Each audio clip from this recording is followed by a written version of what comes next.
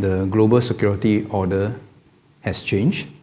We are all seeing now many more conflicts, not just conflicts of the conventional kind where there are wars in Europe, in the Middle East, and elsewhere.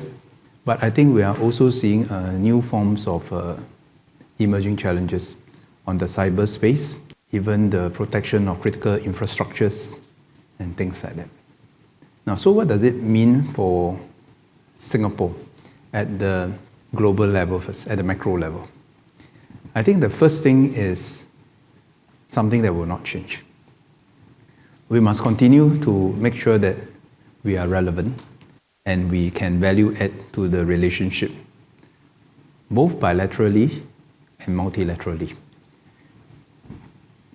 If we are not relevant, we will not have a voice.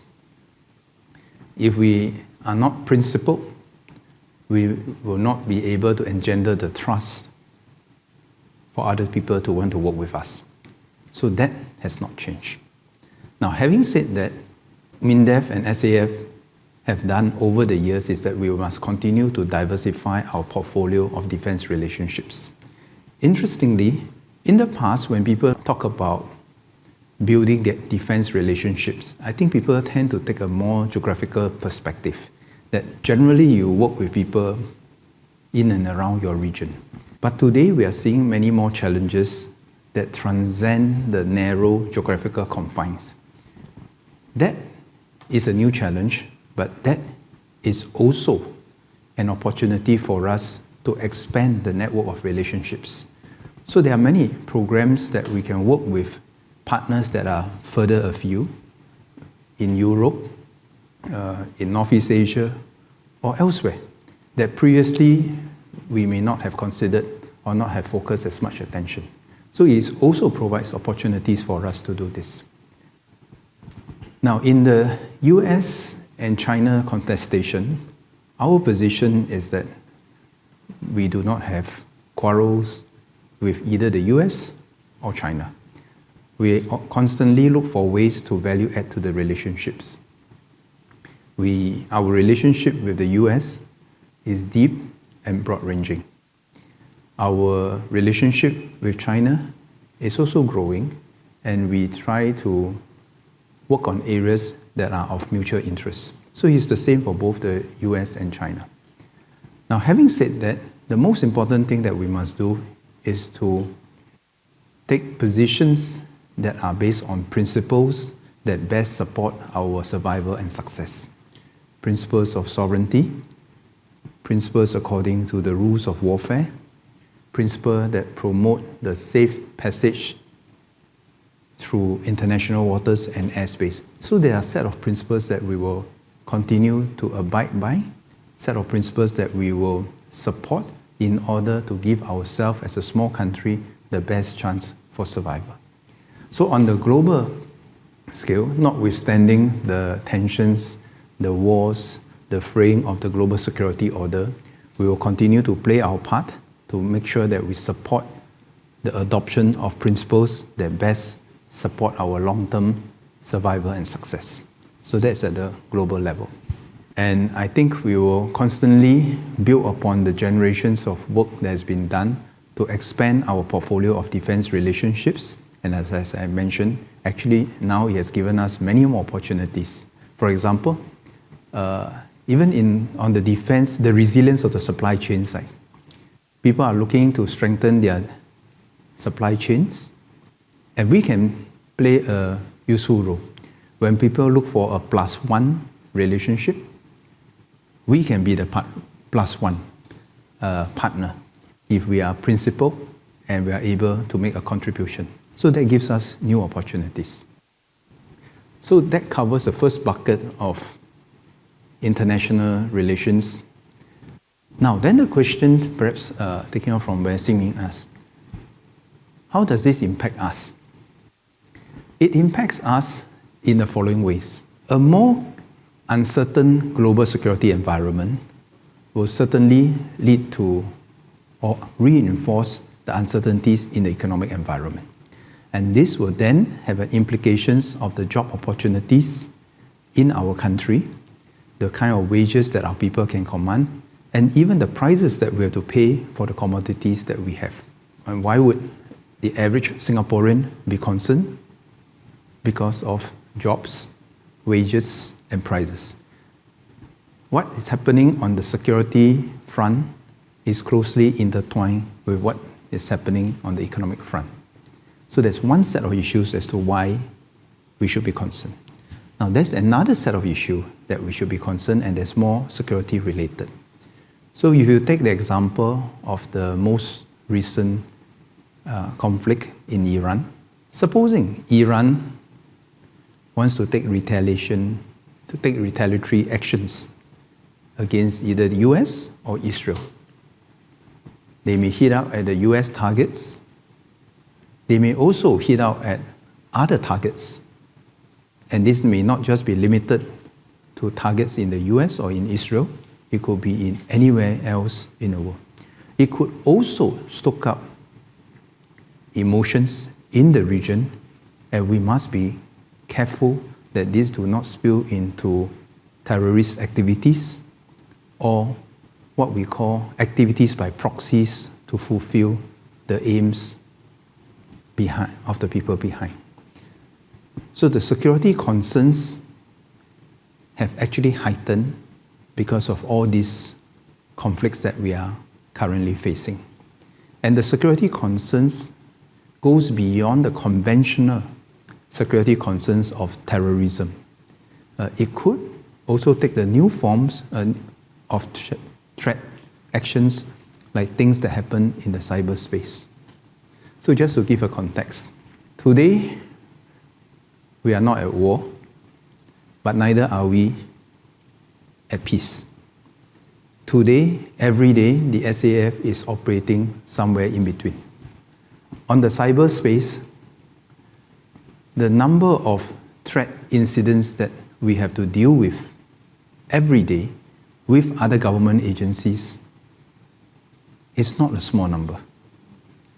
The type of information operations that people conduct, perhaps directly on us and sometimes indirectly on us where we are the collateral, is also not something that we will take lightly. On the other hand, if you look at the Air Force, every year, the number of air threats that they have to verify to keep our airspace safe goes into the hundreds.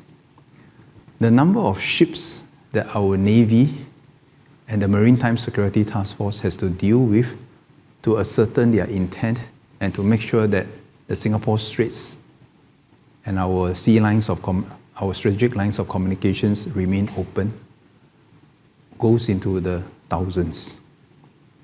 The number of operations that the Army has to work behind the scene to make sure that nothing appears in your news cycle actually is also not small. So today we are not at war, but neither are we at peace. Today, every day, across all the 4 services of the SAF, they have to deal with a range of threats and challenges on a daily basis. I think this is something that most Singaporeans may not appreciate, because for us, success is when things don't appear in your news cycle. If we look back at the history of the SAF in the last 60 years, well, there will be instances whereby we are in the public consciousness. It could be the 1970s, the Laju incident. It could be SQ-117. It could be Operations Flying Eagle. It could be our participation in a national effort to counter SARS or COVID. These are things that I think people see once in a while, but actually behind all these high-profile events, there are many day-to-day activities that the SAF has to be on alert in order to keep Singapore safe, and that our way of life as it is not and won't be disrupted.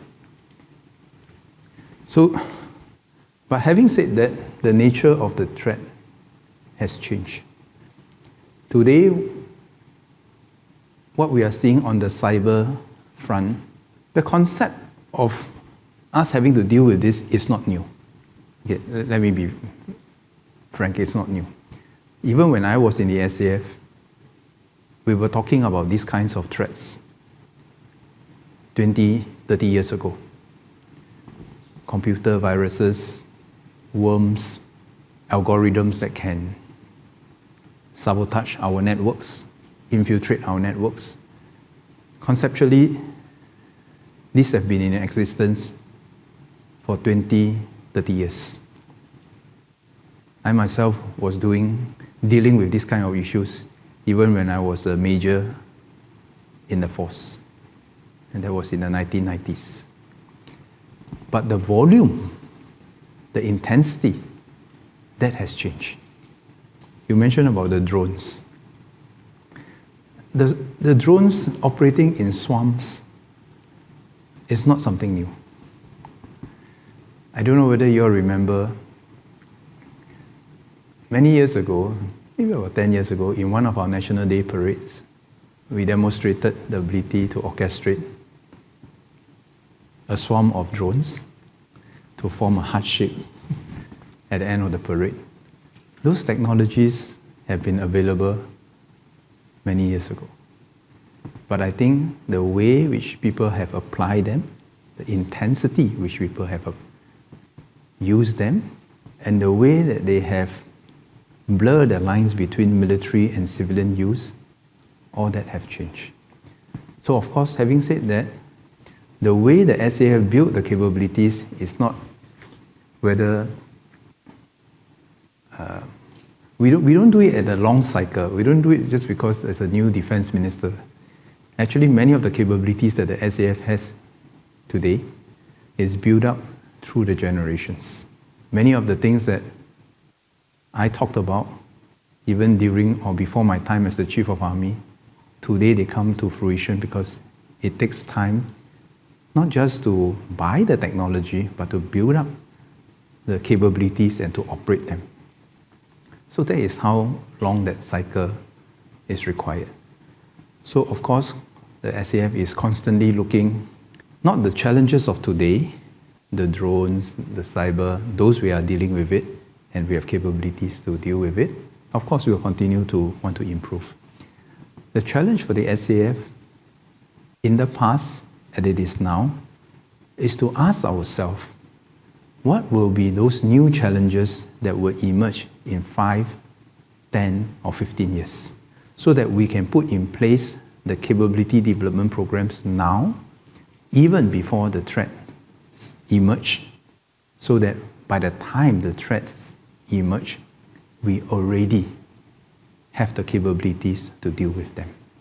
And that's why many of our projects are classified so that we stay ahead of the curve.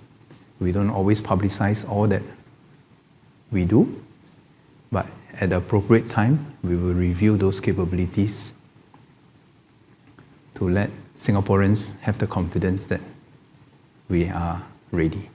And there will be many capabilities in the SAF whereby we will never review. The fact that we don't have to review them, we don't have to use them, and by the time they get retired, to us that is success. Okay, so that has to do with the new war-fighting capabilities.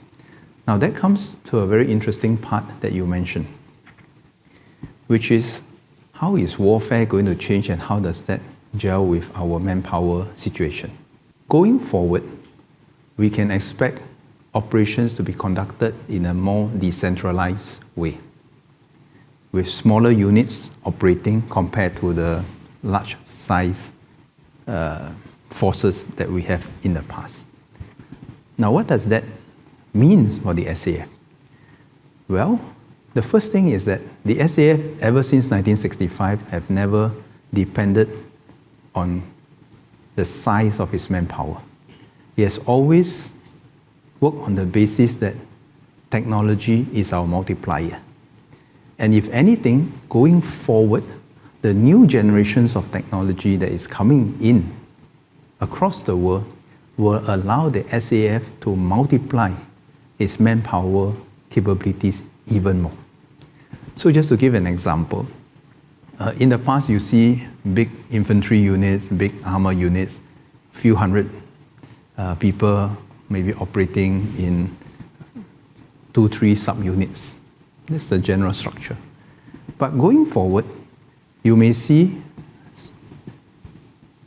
the unit being smaller, but the number of subunits growing more because they operate with more technology in a more decentralized way. And actually, that plays to the strength of the SAF, because it plays to the strength of the SAF by having the quality of manpower and leadership that we have across the entire SAF. I must say this, I've made these observations ever since I was in the military. Some people think that having NSF or NSmen is a disadvantage for the SAF. We never think so. Because by having NSF and NSmen, we are able to have the best across the entire society operating our systems, participating in the design of our systems. And the reason why the SAF is able to operate in a more decentralized fashion is because of the quality of our leaderships. We are able to induct the best people across the entire society through our NSF and our NSmen to operate these systems. Now, it's quite different to say that I have one commander for 100 men. It's another thing to say that now I can have 10 commanders and each one of them operating with 10 men. The quality of leadership is much tougher. The ability to use the technologies to operate with the 10 men to have the effect of the 100 men is much more difficult. And you can only do so if you can bring in the best people from across the whole society to do this. And that is why our NSF and our NSmen have consistently performed comparable to others, if not often better than others, because of the quality of leadership. So going forward, actually you will see that there will be more leadership opportunities for many of our NSF and NSmen because we are going to increase the amount of technology that is required, and we are going to have more decentralized operations based on this. And you have seen this in the warfare in the recent conflicts, that people are operating in much smaller units, but much more powerful units because they can call upon the war-fighting capabilities of the entire system. So that's one. But having said that, there's a second dimension that I want to talk about, which is you talk about women, you talk about volunteers. Actually, there will be many more opportunities for women and the people who have not served NS to contribute in the SAF Volunteer Corps. Today, the SAF Volunteer Corps has operated for quite some years already, and actually we have very good response from the public. Today, for every one person selected for the SAF Volunteer Corps, we have 8 applicants. And we are asking ourselves if we can review the program to allow more people to participate, maybe not the same intensity, maybe at different levels of intensity, depending on the skill sets that people bring. So that is a tremendous advantage for us. And it's actually, to us in MINDEF and SAF, it's very heartening to see the support for the SAF Volunteer Corps. And more women are coming forward, not just to serve in the SAF Volunteer Corps, but also in the regular corps. Because with the technologies that we are bringing in, the physical demands are quite different. In fact, the intellectual demands are also quite different. And today, as we expand the deployment of female officers across the entire 4 services of the SAF, we see much more opportunities for them to make contributions. And today, indeed, as I go around the SAF, the number of women that are serving across the different formations have all gone up. Right? Now, having said that, be it men, women, minorities, or anyone, our basis of selection for people is based on merit. There are always two very fundamental considerations on how we select and deploy people. And for us, we do not want to make any other criteria to be the defining criteria. It has to be based on, first, the ability of the person to carry out his duty. That is based on merit. Number two, it must be based on the best deployment that will allow us to make use of best use of the person's ability. So you don't want a square peg in a round hole. So that is how we will continue to operate. We will never apply tokenism to any deployment. It does injustice to the individual, it does injustice to the system.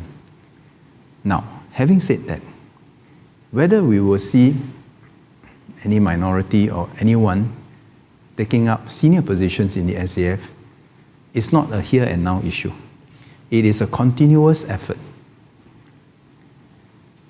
Because for us to get a chief warrant officer, for us to get a brigadier general or whatever, ME7, that person must be in the force for the last 20 over years. What we are seeing today, this year, is the result of our effort to step up our outreach and recruitment for the SAF we won 20 years ago. Today, this week, when you see some of the people who are promoted to the highest rank in the SAF, I knew them as junior officers and warrant officers. And today is the result of what we have seen, continuous work that we have done over the last 20 years. And that continue. And the SAF will continue to broaden our recruitment of people from diverse walks of life. Now, having said that, then I want you to ask whether there are certain things that will shift. So besides what I've talked about in the geopolitical front, the way the war fighting is going to be, but I think there will also be some shift in the way that we see how we engage our people. In my mind, my mental model is always this. There are interlocking rings of our defense system. You have the 50,000 high readiness corps. These are men and women, NSF regulars, who are always ready. It is the heart of the sharp tip of the spear, if you like.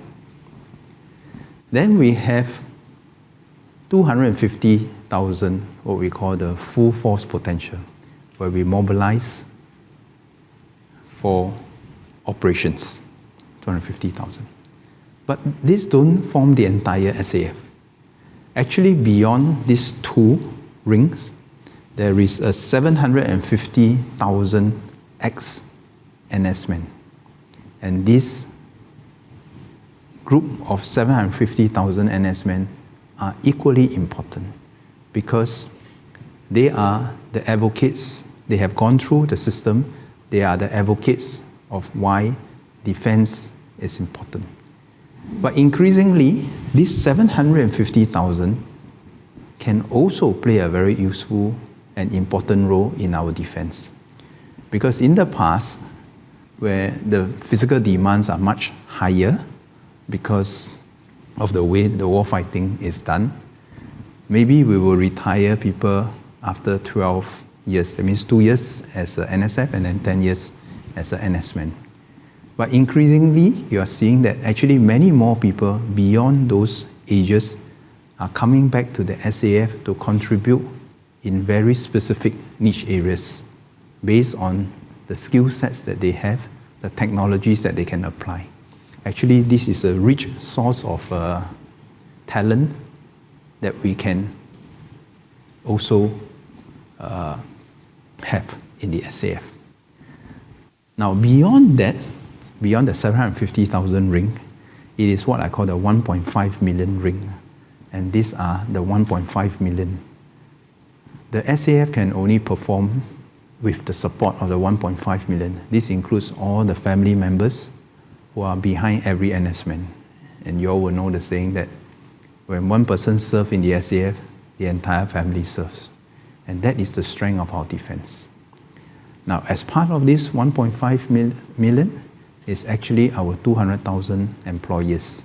They are also a critical part of our defense ecosystem, because the kind of support and recognition that they give to our NS men will send a strong and powerful signal on the strength of our defense.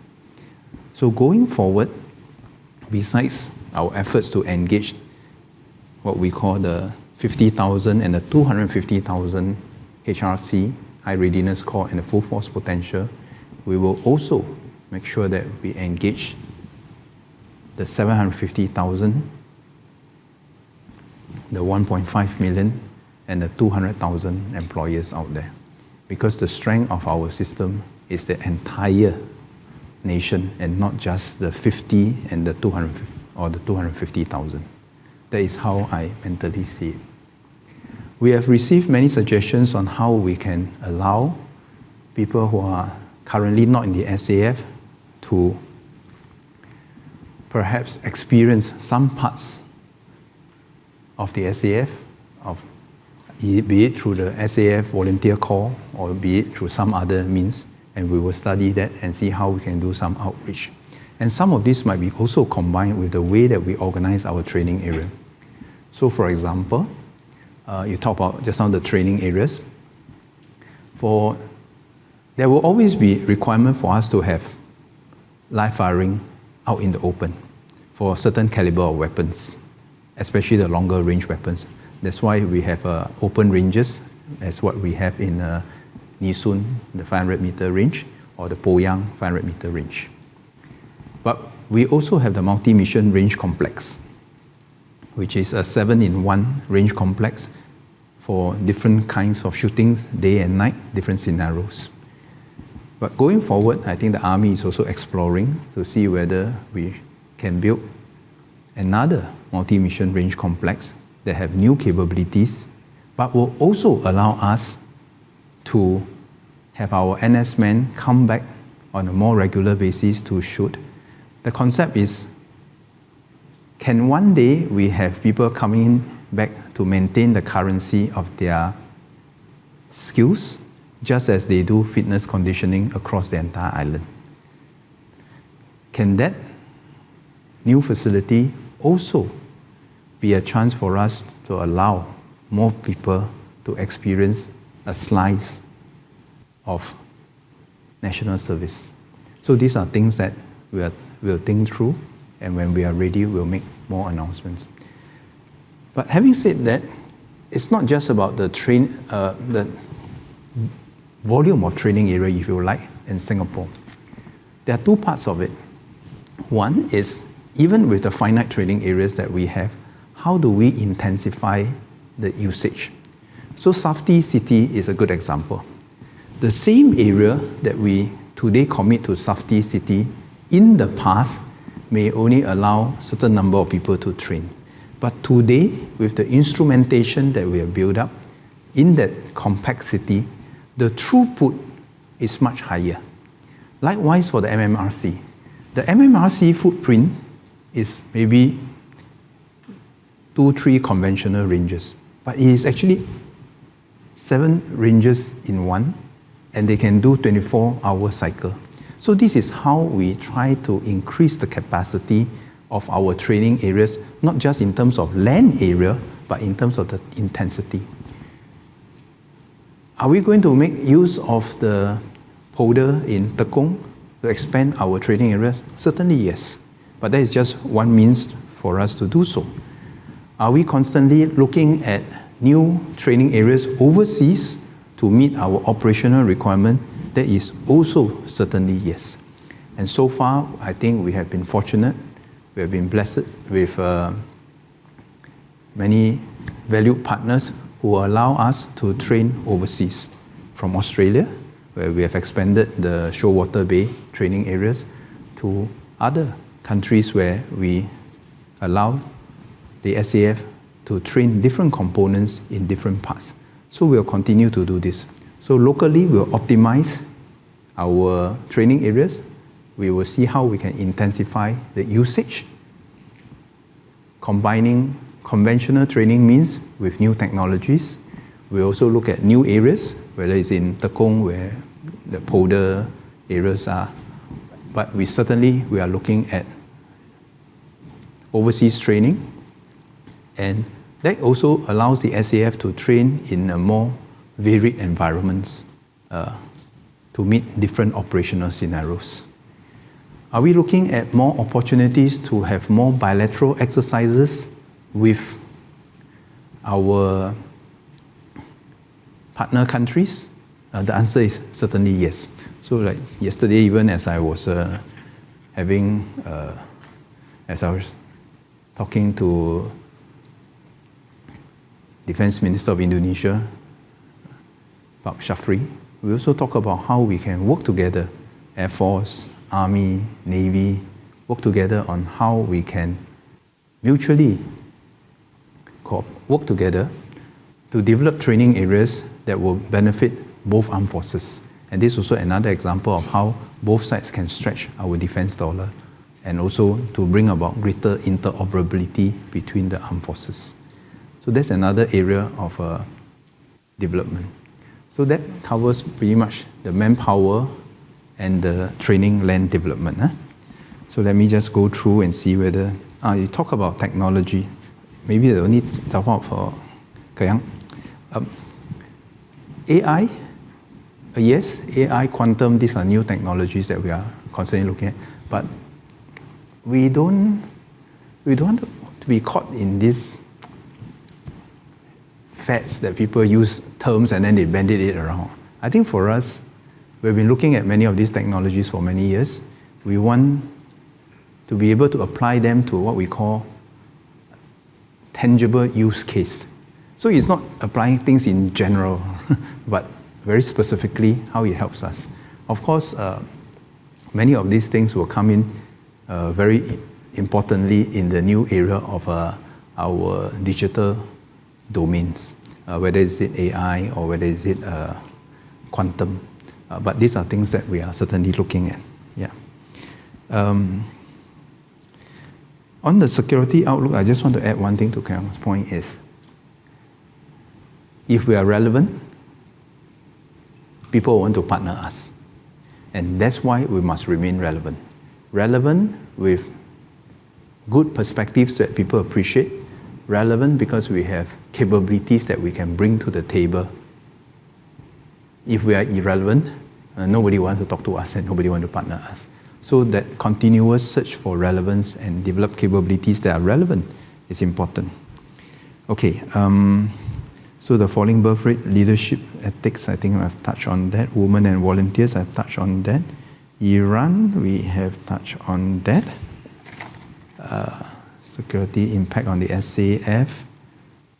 Female participation, yes, we have touched on that. Key issues, priorities.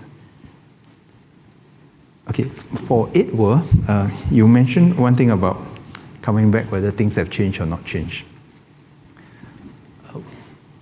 Actually, I haven't been away that long. I left in 2011 as the Chief of Army, but I was back as MOS and Second Minister for Defense until 2015. So maybe 10 years. But there are certain things in SAF that don't change very much, and I hope that it doesn't change very much. And I'll tell you what are some of the things that don't change and what are things that change. First thing that the SAF don't change and won't change very much is the value systems. And this is something that I think for everyone who have served, they will appreciate the value system. The second thing that the SAF don't change and must not change is the constant search for answers to tomorrow's challenges.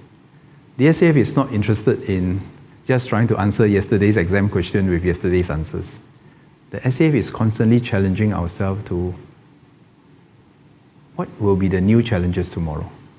So just to give some examples, right? I mean, I've mentioned that 25 years ago, even when I was a major, we were thinking about the kind of computer cyber threats that is now so common today, right? After 9/11, I share with you all this story that when I visited the Special Forces, they were not trying to just figure out how to prevent another 9/11. Of course, that they must do.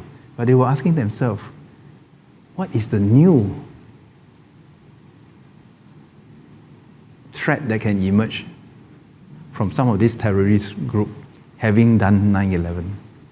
And some of the scenarios that they developed actually came to fruition because it actually happened thereafter. So today, the SAF is not just asking ourselves how to counter some of these unmanned air systems, drones, cyber threats. These are known threats that we have been talking about for many years, and we'll continue to upgrade our capabilities. But today, the challenge for the SAF is to ask ourselves this. In 5 to 10 years' time, what will be those new and emerging challenges that today nobody has talked about yet? And we have to start thinking about it. So that's the thing that... So these are the two things that I always appreciate that the SAF don't change. The value systems, to take care of your men and women under your charge, to put the nation before self, all these value systems must not change. The forward-looking part of the thing that so must not change. But of course, the SAF has changed and must continue to change in the way it evolves its war-fighting tactics, techniques, and procedures. So we talk about how today warfare will be much more decentralized. Today it will be a lot of man-unmanned system working together. We'll talk about using technologies to multiply the capabilities that we have. And today, there are also many low-cost precision technologies that the SAF will have to adopt as part of our efforts to stretch our defense dollars, right? Because it's very important, right? We are the smallest country around, right? So every dollar that we spend, we must make sure that we get the maximum impact, right? It doesn't make sense if we spend $1 and people spend 50 cents to counter us, right? It must be the other way around, right? That whatever we spend, the threat must spend more, right? We cannot be trying to outspend people to win, right? So there are things that will change, right? Okay, so training, we talk about the training, and you talk about, so you talk about the new NSF, right? Mothership, right? Actually, I must give you some quite inspiring examples. You know, once upon a time, where drones were first introduced into the SAF, in the past, you know, the people that designed the console that flies the drone, this was quite some years back, and now I can share this, actually came from a game station, the game console. Actually, the people who helped us to design this were the NSF-2B. You know, when we had our armored fighting vehicles, we were one of the first ones to do what we call the drive-by-wire. That also came from our polytechnic students. You know, the wonder about having an NSF system is this: you have many great ideas across the entire system, and they are designing systems that they will use in the future when they come in. So today, and in the past, we constantly tap on the talent of our NSF or the pre-enlistees even. We ask them, how would you design a system that you will use? So I just give you 3 examples. So the UAV, when we were flying the UAV, the initial generation of UAV, the console, it was one of those PlayStation consoles. People in my generation probably have trouble trying to use all the 10 fingers to play around with that, right? But the younger generation took to it like a fish to water. Then our armored vehicles, when we say we drive by wire, in the past it used to be clutches, wheels, and then when you start to drive by wires, many of these things, the ideas came from many of our pre-enlistees, polytechnic students. And the beauty of it is that they gave this idea, we worked on it. By the time they become NSF and NS-men, they're actually using it. There was also another example I can recall. Once upon a time, where they have this rifle, the SAR-21, M16 and SAR-21, right? Then they wanted to put some information system onto it so that when you aim the rifle, you can see the target and then the information can be transmitted back, right? That also came from the NSF and NS-men.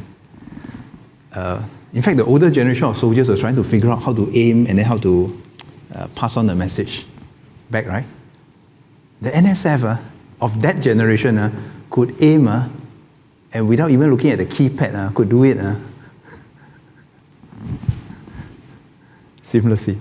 So I always have great respect for the type of talent that we have in our system. No, even in my time, this was in the 1990s when I was attending one of my, I think it was a company's tactics course. That was the one that prepared you to be a company commander. The person who introduced the computer to draft our battle plans and orders was an NS-man. He was an NS-man in my course. I still remember he worked in Apple. So he came back, he was like, hey, why you're using all this manual way of preparing orders and churning orders? In the past it was quite laborious. He says, why don't I show you how you can use a computers. That era was the 5.25-inch floppy disk type, But okay, you may laugh at it, right? But that was quite advanced in the 1990s. But it reinforces the point that never underestimate the power of our NSF and NS-men in contributing good ideas and even bringing the best technologies from the civilian world and apply it to the military. So I always have a great respect for our NSF and NS-men and what they can do for Singapore. And today when we talk about flying drones, right? One of these days, I think we will show you how we are training the BMT soldiers to do some of these things. But actually today we don't have to try very hard because today many of them are flying drones outside already. Many of them have real capabilities to do this. So I think we just make use of what they have. Okay. But this thing about having more decentralized units and therefore having a higher requirement for leadership is also something that very few militaries can do, and the SAF must be one of them because of the quality of our people. Just some follow-up questions. So, first question, you talked about how the SAF is constantly dealing with threats that go unreported or behind the scenes. Can you give us a flavor of what are some of the biggest threats facing Singapore, and what are these threat actors doing to threaten Singapore? And I have a second question on your comment about expanding our portfolio of defense relations. Could you tell us a bit about who we are seeking to partner and which relationships we're seeking to develop, and what does that mean for our traditional defense relationships? Oh, thanks. Okay. So the first part of the question, I think I gave you a bit of a flavor. If I just take an example across the four services, if you look at the DIS, the digital domain, today, every day, we are dealing with the other whole of government agencies, thousands of attempts to penetrate our systems. Sometimes it could be just people fooling around, but often I think people are doing this very intentionally and probably with malicious intent. And it's a 24/7 operation to keep our system safe and secure. Because if they penetrate our system, it's not just a reputational issue or loss of some classified information. There could be real consequences on simple things from our banking system to whether our energy, our power grid will work, our water grids will work, our financial systems will work. So there are real issues that, of course, it's not just mindef, it's the whole of government, and mindef plays a part in this thing. If you look at the Air Force, right, on average, every year, we have to scramble our air defense assets to verify unknown threats. And the number of, you know how dense our air traffic pattern is? To be able to sift through that, it goes into the hundreds of cases that we have to deal with. Of course, not everyone we have to scramble, but to a certain intent to track.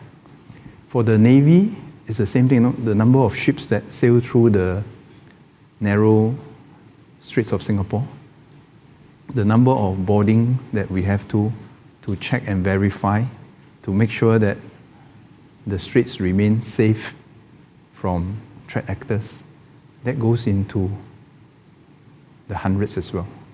In fact, sometimes thousands. For the Army, together with the home team, the kind of things that we have to do behind the scene to prevent undesirable actors from disrupting our way of life. And these are not just high-profile events, right? I mean, high-profile events, if we have a summit where world leaders are here, of course, those I think people see it.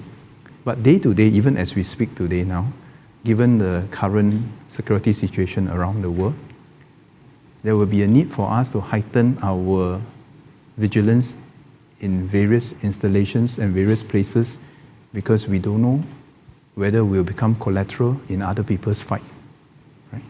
On the information sphere, where people are constantly trying to shape our people's thinking, those are also things that we have to work on a daily basis. That's why today, we are not at war in the conventional sense, neither are we at peace in the conventional sense. We are always operating somewhere in between with different gradations, and that's what keeps us on our toes always. On your second point about where are some of these new partners, I think from Shangri-La Dialogue you will know, many of the previous partners that we have will continue to work closely with us. This could be Indonesia, Malaysia, Brunei, the US, China. These are Australia, New Zealand. These are our traditional partners, including the UK, the FPDA arrangement, the Five Power Defence arrangements. But going forward, there are interests from many European countries to step up, working with us both on the technological front, but also on the supply chain resilience front. Even working with ROK and Japan, because now there are common issues, common threat challenges that we have, from the cyber domain to the supply chain resilience to the critical infrastructure protection. So this opens up avenues for us to work with many more partners. Two follow-up questions. One is actually on spending. So you mentioned that we are neither in a state of peace and neither in a state of war, so we're somewhere in between. So do you think the current spending that the SAF have per year in terms of percentage of GDP, do you think is sufficient, or are we looking at adjusting it? So that's the first part. And the second one is you mentioned about increasing leadership opportunities. So does that mean in future we'll have higher intakes in especially schools and officer schools for people who are serving their NS? Thank you. Okay. So the first question is straightforward. We have been fortunate that we have the public and political support for us to spend up to 6% of our GDP on defense. Over the last many years, we have hovered around 3+%. But that's just strictly on the mindef SAF part. It has not included the other parts, which if you add in will be a bit more, because there's of course the home team, there's also the cyber side and so on and so forth. I think we will continue to spend prudently and spend where we think that it will give us bang for a buck. and not just to set ourselves a target to up this expenditure or down the expenditure. But many things that we spend will be what we call a multi-year programs. So we must make sure that whatever we spend is sustainable. Because to build a capability requires many years. What we don't want is what we call the feast and famine kind of spending, whereby you go and buy a lot of things when you have money and then you find that you can't maintain it. That's not how we stretch the defense dollar. In fact, to stretch the defense dollar, every time when an approval is made at HQ, we don't just look at the current expenditure, we look at what we call the tail. How do we and how are we able to sustain the tail until we retire the capability? So that is how we budget for our defense. There will be areas that we will need to spend more because of the new nature of the warfare, but the capabilities required may not correspond to just the amount spent, because today there are also new opportunities for us to look at other low-cost options to complement what we have and what we need. So I think we will continue on that trajectory. Now, the second part of your question was related to leadership. It's not just the number of people that will go to OCS and CSPEC, SES that may change. It is also the leadership at different levels. Because when you expect to do more decentralized operations, you require leadership at more levels, and there will be more leadership opportunities for many of our NSF.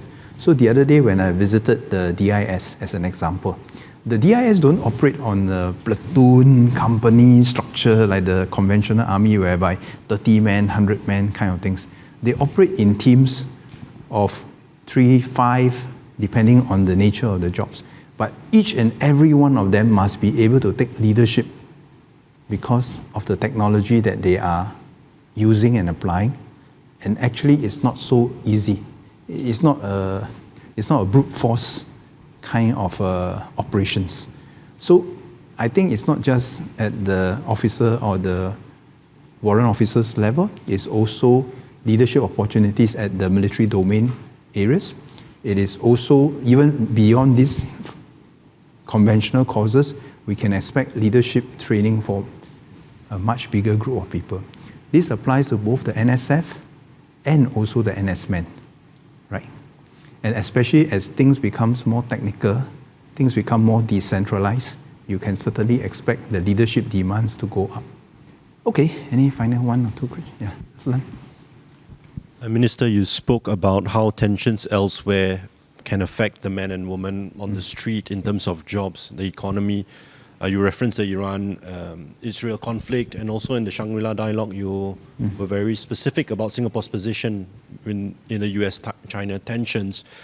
How about conflicts closer to home, physically closer to home, for example, recently between Thailand and Cambodia, and also the ongoing war in Myanmar? How do they affect the everyday Singaporean differently? And another question about manpower, when you spoke about how the outreach will be reviewed and how more outreach to volunteers and also women will take place in the coming times. But my question specifically is on conscription. Is conscription of women something that will be considered with the manpower challenges? Thank you. Okay. So the conflicts in today's interconnected world, the conflicts that happens elsewhere, geographically further away, and the conflicts that happen perhaps nearer home, actually they share certain similarities. What are the things that we are grappling with? The first is uncertainty. Because when people are uncertain, when businesses see greater uncertainty, they are less likely to invest. And that means likely to be fewer jobs. That means recruitment likely to come down. And that's not good news. Then, if people are worried about insecurity, then people are again likely to hold back their investment. So it's again not so good news. If you look at the Iran conflict, the volatility of the oil prices feeding into the economic system, that again caused quite a lot of uncertainty, and perturbations. So there are real impact of all these security incidents. Ukraine has disrupted the global supply chain for many food products, and that will certainly fit into where we are. Oil prices, food products, essentials, people trying to diversify.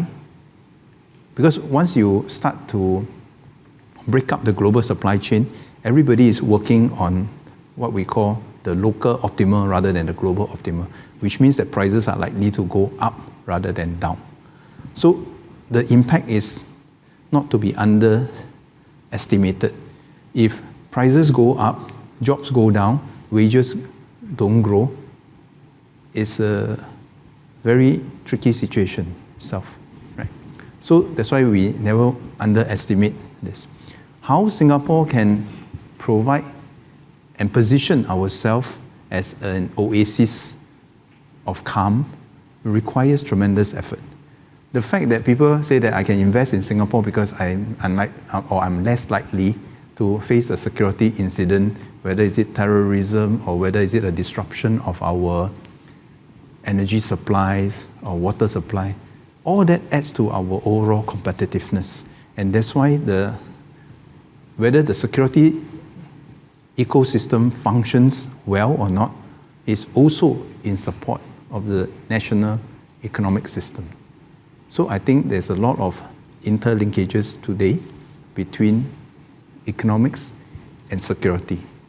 When people talk about whether their data is secured, their critical infrastructure, including underwater infrastructure, is secure, that is both a security and an economic challenge. On the issue of conscription for women, someone reminded me this, that in our constitution, actually it just says that all able-bodied Singaporeans can be conscripted. We have not conscripted women in the past because we did not, in the past, see that operational need for it. Will we take that step one day that women might have conscription, or we need to conscript women? Then I must say these are the following considerations.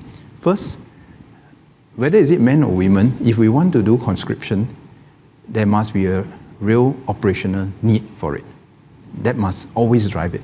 And once you have conscription, it must be done with a few basic principles. It must be universal, everybody must serve, and so on and so forth. That I think we are familiar with.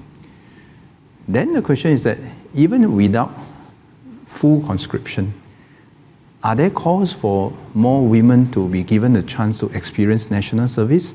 I think we have heard that loud and clear. And over time, I think many more of them want to experience and see, and also to contribute. And that's why I think we have such a strong support for the SAF volunteer call. Many of them are women who wants to know also what the men are doing, and also they want to make a contribution. So I think over time, even without making that decision, I think there will be a demand for more exposure, and I think this is where MINDEF is thinking through how we can also respond to this demand for greater exposure. But I don't think we are making that decision now. But short of that decision, are there more opportunities for the women to see and experience and contribute? Oh yes, certainly. And I think MINDEF will respond to that. Yeah. Actually, I must say that it's a very comforting position. It's not. When we first started the SAF volunteer call, we were not so sure what the response is. But today, for us to take in one for every 8 interested person, I think it's a very strong signal of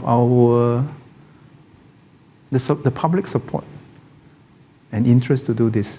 And because today, of the way the SAF organizes itself with more diverse job scopes, catering to the different capabilities of different people, it allows us to bring in more people into our system. Not just women, but also ex-NS men who have capabilities in different areas. So actually today our defense ecosystem has evolved quite a lot from many years ago, the mental model of 18 to 30-year-old men. Today actually it's a much more diverse and much stronger ecosystem. Yeah. I don't know, will you support? Yeah. No, you asked about women conscription. Is this a loaded question that you... do you have a view or not? Huh? Or you don't have a view? I see. But I have heard many comments on this, and I listened carefully, and I think it has shifted across generations. It has shifted across generations. But I think what has been consistent is this. One is that all conscription men or women must serve an operational need. You don't just call people in just because if you want to do national education or any other thing, there are other ways to do it, but you must serve an operational need, and every country who wants to make this decision must abide by this principle. And once you do that, you must abide by the principle of equity, universality, and so on and so forth.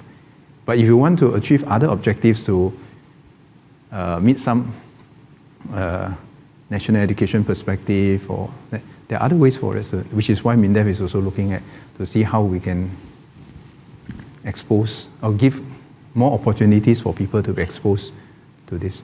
And I think that will also strengthen the understanding and appreciation of defense and security across the country.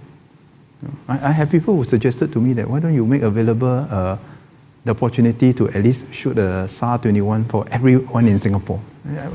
We hear such suggestions once in a while. And then we think about it, we think, yeah, if there's merits and if we can organize and afford it, yeah, there are some merits to this. Yeah. There are some people who tell me that everybody in Singapore, men or women, must know how to at least have some first aid lessons. I thought, yeah, okay, there are also merits, but of course we must take all this and then consider how to do this in a practical way. Yeah. Okay, maybe one last two questions then. Just a question about the NS experience. So we know that NS is a rite of passage for guys in Singapore. Spend 2 years training, and a lot of time is spent away from their families. That said, the time away from partners could also mean that breakups are more commonplace. So breakups during NS. Like, because the guys spend time in camp, right? Then, more time away, then got breakups. There are also many stories of people who got closer through NS. No, I mean, I think it's, I hear more of the trend of the breakups, but I mean, I'm just curious to know, what advice would you give, people in such a situation to help them with their mental well-being? I don't know, I can't answer that question because I don't have statistics one way or the other. But I must say that I've heard stories both sides. I have heard stories whereby the women folk are so supportive, and that's why I say that sometimes it's the whole family going to NS together. It's not just one person. Yeah, sorry. Yeah, my follow-up would be, just now you also mentioned about how business will see uncertainty. Sorry. How business will see uncertainty in times like this, like how wages might go down or wages might not change and business might not be hiring as much. So how should residents react in times like this? Should we be more prudent with our spending as well? Or how should we ensure our job is secured? Things that we can do. Okay, so this is not exactly a MINDEF question, but since I have other portfolios, I should also address this. First, I think we should be prudent with our spending regardless of times. good times and tough times, we should be prudent with our spending. So that's one. But I think we don't have to lose heart because we are not the only one facing these challenges. All these security challenges affecting the business confidence and therefore the jobs and wages, all these are actually experienced by people across the world. But in Singapore, I think we can take comfort in the following things, and we should play to our strengths. Number one, make sure that we continue to have a secure and stable business environment. That requires the security agencies, the economic agencies, the political leadership to be able to signal to people that we are still that place where you can get stability, security, and the rule of law. So this is one set of issues that I think we must play to our strengths. The second set of issues that we must play to our strength is our commitment to constantly invest in our people. that even during tough times, and maybe particularly during tough times, we will continue to step up our investment for our people. That's why we have made Skills Future a central pillar of our social compact, because this is coming from my previous appointment as MOE, that I've always said it's not just about investing in our people for the first 15 years, it's also about investing in our people for the next 50 years, so that throughout a Singaporean's life in his time in Singapore, he can have the assurance that through good times and tough times, the Singaporean will be able to have the benefit of a system that constantly support them to upgrade so that they are relevant, they are competitive, and I think that's important. Then having said that, I think this one I will leave it to DPM Gan to share with you all more details soon on the work of the Economic Resilience Task Force. They are not looking just at what to do in the here and now in the next few months. Of course, there are measures that we can if the situation warrants it. But on the other hand, they are also looking at how to position Singapore in the longer term, given the shift in the global security and economic environment. How to position ourselves where supply chain resilience is much more important. Technology, disruptive technology has become much more important. So these are things which the Economic Resilience Task Force will talk about. So I think we can take heart from all this. We don't have to panic. We have plans to help fellow Singaporeans tie through and go through this together. Okay, so thank you all very much for your time and hope to see you all around.